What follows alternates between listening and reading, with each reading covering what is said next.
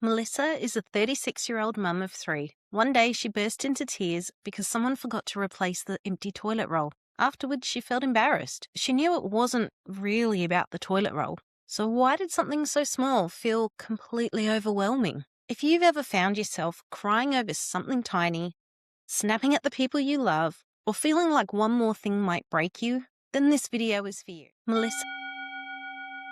Toilet roll was the last straw. When you are feeling overwhelmed, or rather, when cumulative stress comes in, it's sort of these little things that all just add a tiny little layer, a tiny little layer, a tiny little layer, but it all adds up. Suddenly you have this big pile. That is called cumulative stress. And so sometimes when you have just another thing that adds to it, another little thing that you need to do when you're already doing so many things, another little thing to think about, another obligation to make a decision on, another decision that you need to make, that in itself can feel overwhelming. Your nervous system, your brain capacity, just everything about it can make it difficult to just do the thing. So when Melissa is crying over this toilet roll that wasn't replaced, it's because now she's got to replace the toilet roll.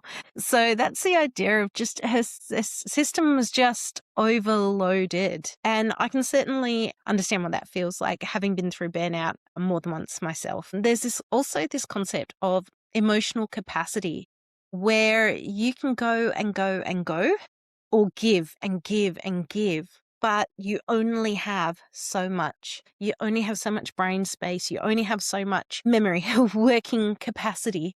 That's your emotional capacity. You need that initial working capacity. So when you don't have any of that left, when you've exhausted all the things and you cannot replenish it enough, you're only able to replenish just the bare minimum to just get through the next day, get through the next day, get through the next day, then yes, sometimes you are at the end of your rope, at the end of your tether. And so you can understand why that empty toilet roll could just be the bit that breaks you. You know, the toilet roll itself was not the cause. It's simply where the system just overflowed. Melissa is carrying too much. So a bit about Melissa. She has a job. She's working. She has 3 kids.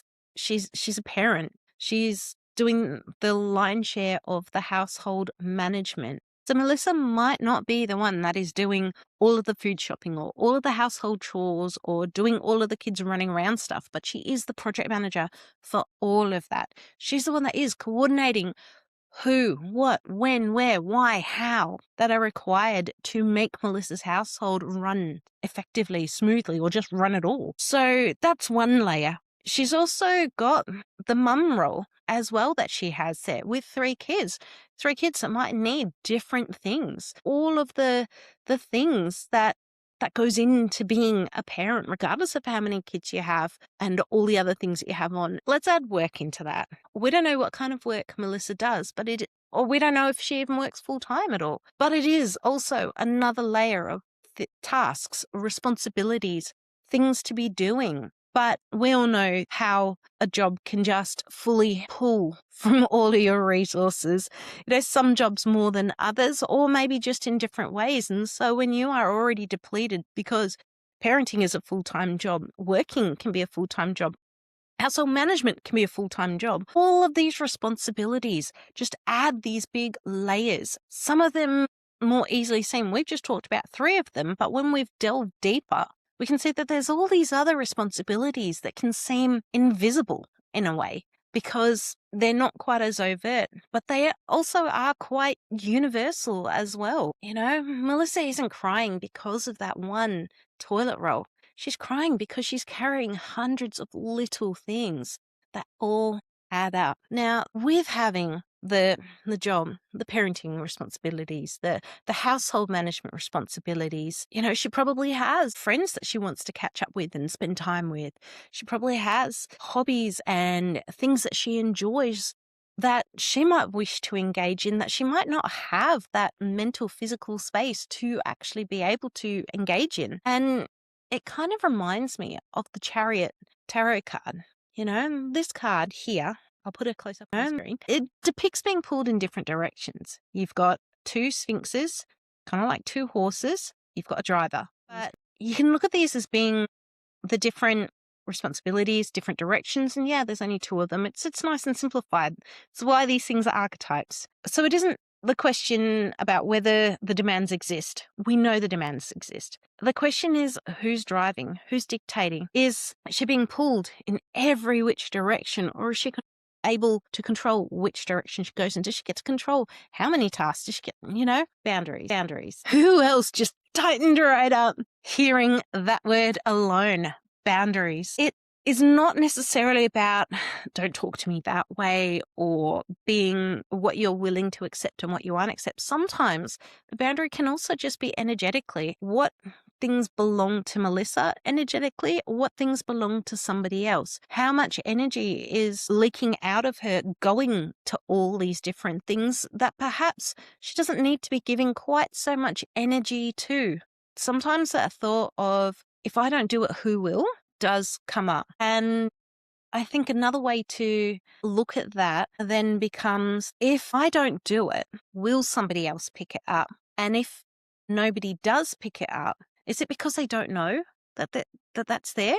Is it because it's not affecting them that it's not getting done? Is it that they've just not realized that it was a thing to be getting done? Somebody else might actually be interested in doing it, but always thought that it wasn't something that they could do because you were always doing it. Sometimes giving people that opportunity to take a little bit of responsibility for something, to pick up some slack when they realize that there is some slack. And sometimes it is saying, you know what, sometimes things are going to be messy for a while.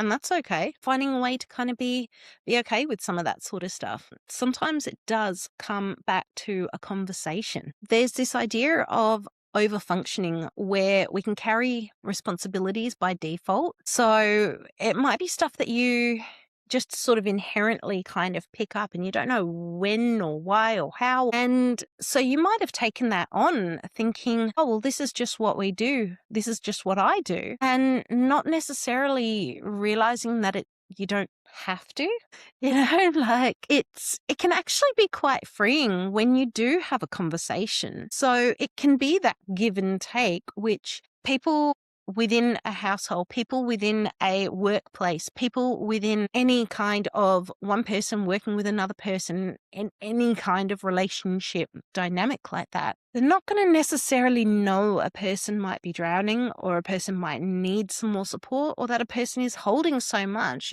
if you don't talk about it.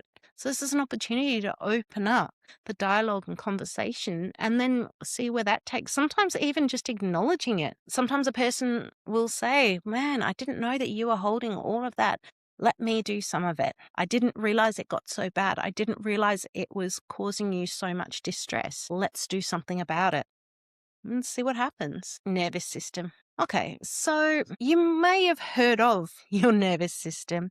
You may even understand that you go through a couple of distinct phases where your body will ramp up or reduce down. Sometimes a combo of both. Different things will turn on, turn off, or increase or decrease, depending on what your body is trying to do. So quite often you might have heard of the fight, flight, fawn, or freeze response, where your heart starts to race a bit quicker, your breathing sometimes gets a little bit quicker, and you feel that familiar adrenaline type, yeah, let's go, go, go, go, go. Sometimes your body is in that state all the time. And so when you're already heightened, ready to go, you've just got no time to muck around. You've just got to do the thing. It creates that prolonged stress. Your body is constantly primed, and that is exhausting. It uses a lot of resources, but also your body is then not doing other things. The flip side of that can sometimes be thought of as rest and digest, where your body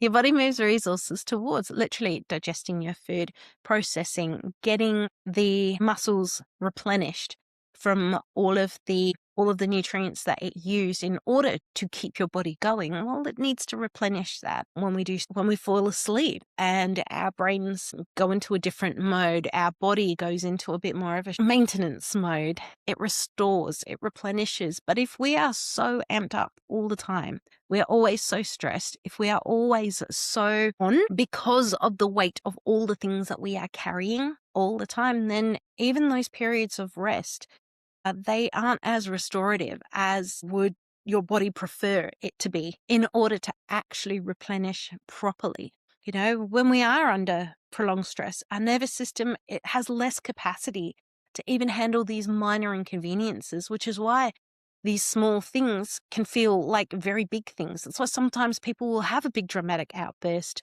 You know, in Australia, we might call it they lost their shit because of the fact that, the capacity isn't there to be able to just roll with it, to make a better decision in that moment rather than just, or or whatever the reactionary moment happens to be. Restoration. Now, this is key. We've talked a lot about what Melissa could do, what she might be going through, what might be happening in her life that has led up to that moment of crying when she saw the empty toilet roll on the holder there that hadn't been replaced by a new one. So what might actually help Melissa to create some space, to recoup some energy, to have some kind of boundaries or something? Now, the simple answer is probably also the hardest answer as well. It is giving herself some time to herself in some manner,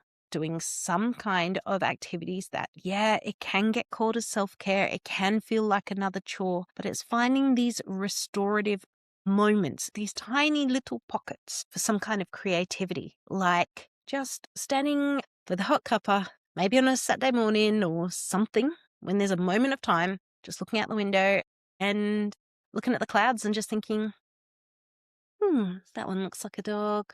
That one looks like, a funny face. Something silly where it just gives you that little smile. Just helps to just break some of that tension within your body. It allows your nervous system to just have a moment of whimsy and just go, we don't need to be on high alert right at this second. So perhaps today I'll leave you with this thought.